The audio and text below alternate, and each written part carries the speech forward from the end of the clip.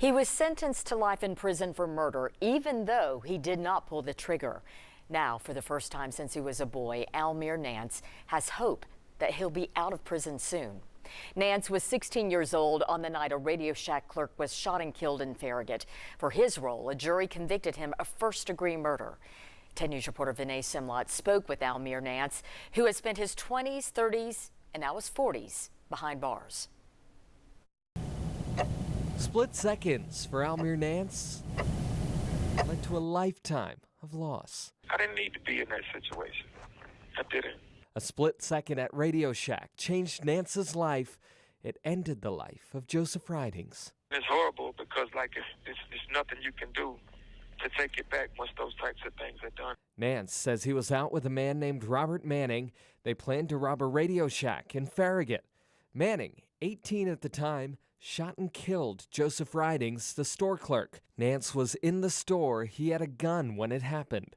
I don't even recognize that kid. That kid, the 16-year-old Almeer Nance, would end up with a first-degree murder conviction, a sentence of at least 76 years in prison. They don't have to only be the shooter. It can be anybody that participated in other events surrounding it. A life sentence under Tennessee law for Almeer Nance, even though he wasn't the one who pulled the trigger. What is really tantamount to dying in prison for something you did as a teenager?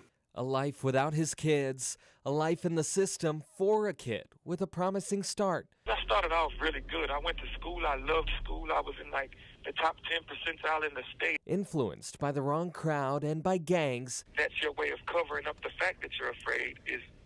I'm not afraid because I'm with you.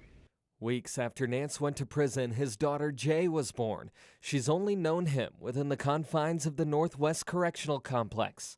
I've always been a daddy's girl. We've always been super close. She says she tries to visit him whenever she can, but it's not the same. When I was younger, I used to get mad seeing, kids, little girls specifically with their dad, and I'm like, well, why can't I have that? So what does Almeer Nance do when he has nothing but time? He reflects. The magnitude of the reason that you're actually here and knowing that someone else's family is going through this based upon the things that you've done. He thinks about what led the 16-year-old to choose crime. I don't want to be a tough guy. I don't want to be the biggest gangster. I know that that's an illusion. He learns. This is Almeer taking college classes shown on a documentary for Al Jazeera, hoping he can use what he learns when he gets out. I still strive every day to be, even more than I am now. Hoping when he gets out, he can inspire change in the system. Instead of just thinking how ways to punish us when these situations happen, think about how to teach us and nurture us. He hopes he can spread his message to the next generation so they don't end up making those same mistakes. Don't be afraid to shine, because so many people dim their light to fit in with the situations and the norms of society. Recently, the Supreme Court ruled life sentences for juveniles are cruel and unusual.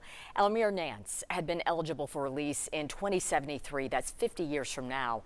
Because of that ruling, he'll be eligible for release in 2028, but he's also asking Governor Bill Lee for clemency. We'll keep you updated.